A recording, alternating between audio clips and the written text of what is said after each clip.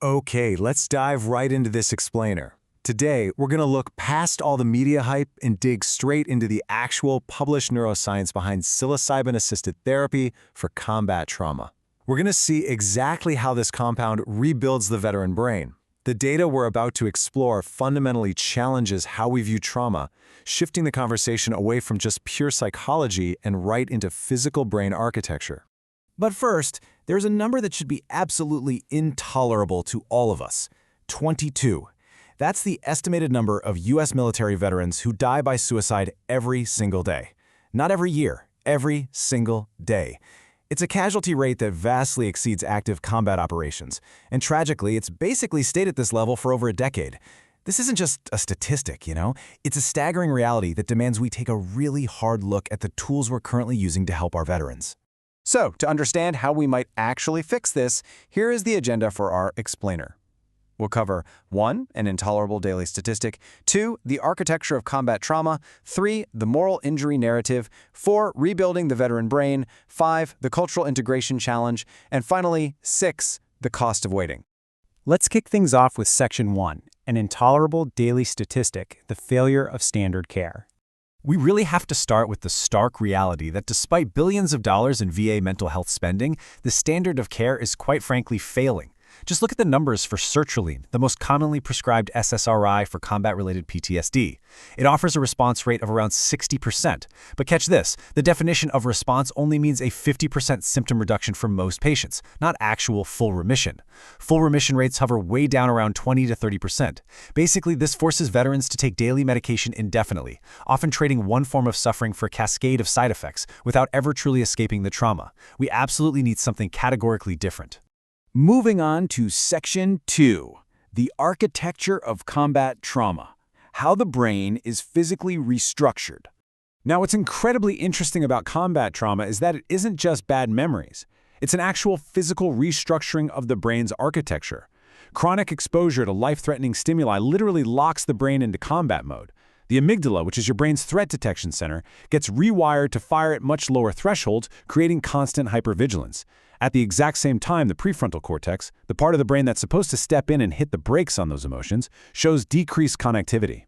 And then you have the hippocampus, critical for memory, which actually atrophies under sustained cortisol exposure. To put that into perspective, veterans with combat-related PTSD see an average 8% reduction in hippocampal volume. Think about that for a second. They physically lose brain mass in the exact structure responsible for contextualizing memories. They lose the physical hardware needed to tell their brain that the explosion they're reacting to is in the past, in a war zone, and not in the present, in a grocery store parking lot. The brain is stateside, but structurally, it's still deployed. That brings us to Section 3, the moral injury narrative, the hidden wound driving existential despair. See, there's a second, often way more destructive wound alongside traditional PTSD, and it's known as moral injury. Let's compare them side by side.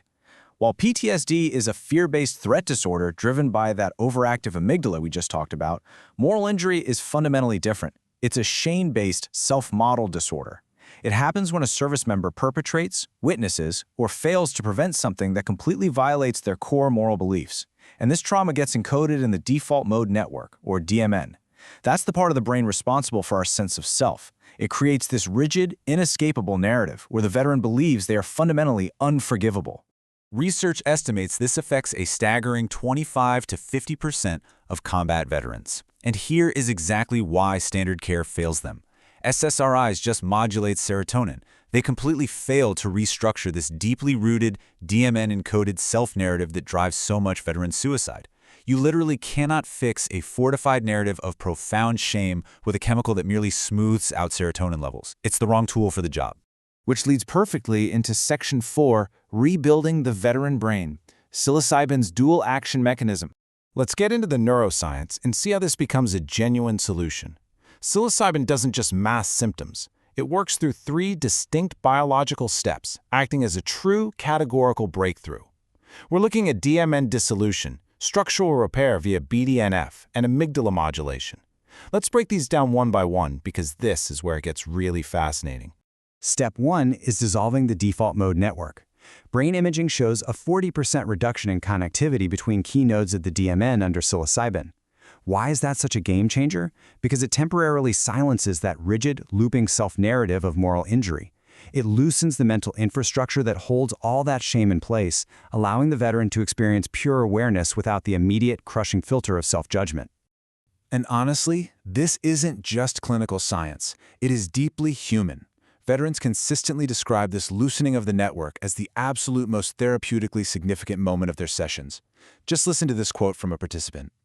"I could see what happened without being defined by it. The brain gets to reevaluate the trauma outside of the rigid framework that had it locked in despair." Step 2 is all about BDNF-driven structural repair. Psilocybin actually triggers a massive 12 times increase in dendritic spine density. Basically, BDNF acts like fertilizer for the brain, initiating global neuroplasticity. This provides the exact biological window needed to physically rebuild that atrophied hippocampus we talked about earlier. The brain gets the materials to restore its connective architecture. It is quite literally rebuilding the hardware. Because of this profound structural rebuilding, 67% of treatment-resistant veterans showed clinically significant symptom reduction in early trials. And remember, these are the hardest cases. Veterans who have tried and failed SSRIs, failed exposure therapy, failed everything else. After years of dead ends, this dual-action mechanism of narrative dissolution and physical neuroplasticity is finally reaching them. The final piece of the puzzle is amygdala modulation. Now, this isn't some permanent suppression of the fear center, which would obviously be dangerous. Instead, it's a recalibration.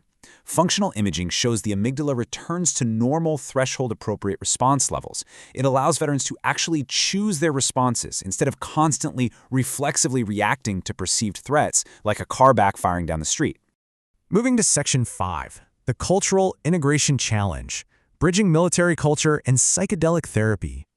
Because, well, healing the biology is really just part of the battle. Bringing this breakthrough to the veteran population presents some incredibly unique cultural challenges. The distance between military culture and psychedelic medicine is vast. Think about it.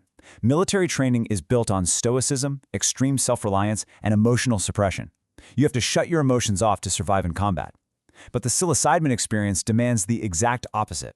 It requires extreme vulnerability, total surrender, and profound emotional expression.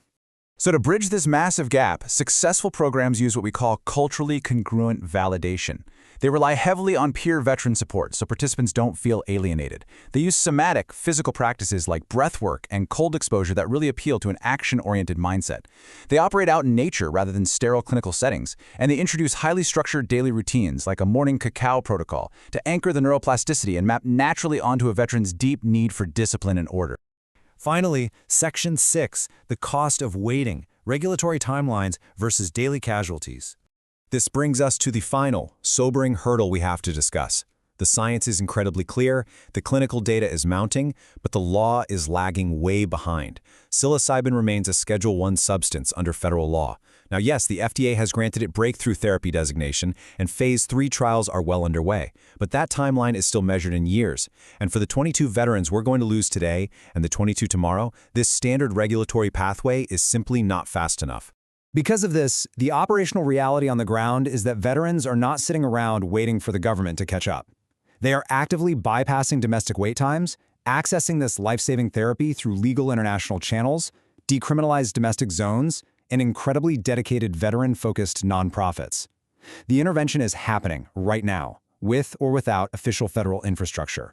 So I want to leave you with this final thought.